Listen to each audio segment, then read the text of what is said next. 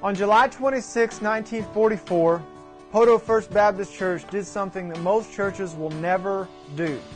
They planted another church in their own community.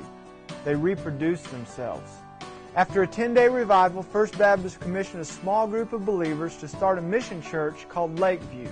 In the fall of 1944, Lakeview, under the leadership of Poto FBC, purchased their first piece of property. 5 years later, in 1949, Lakeview became an independent church and took a daring step. They changed their name to Immnauel. In the years that followed, Immnauel, as it was now known, would take many daring steps.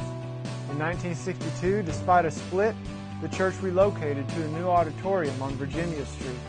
In 1990, we relocated once again to our current location off Highway 112. If you look at our history, it's clear that Immnauel is not a church that's ever taken the easy road. From introducing new styles of worship to developing life-changing ministries, we've always been a leader in innovation and forging a new path. But where did it all begin? It began when a church had the vision to reproduce themselves. Without that vision, you wouldn't be sitting in the seat you are today. This church as we know it wouldn't exist.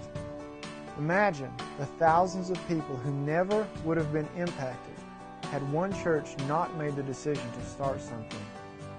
And that raises a question. If we're here today because another church gave birth to us, what is our responsibility to those who need what we have been given? As a church that's approaching 70 years of life, we're financially healthy, we have literally more resources in terms of talent and gifts than we know what to do with. I believe it is time for us to begin reproducing. We're ready for a harvest. To see this vision become reality, we're asking you to begin giving financially to something called the Harvest Fund. The Harvest Fund is basically a way to finance the vision that we believe God is laying out for us.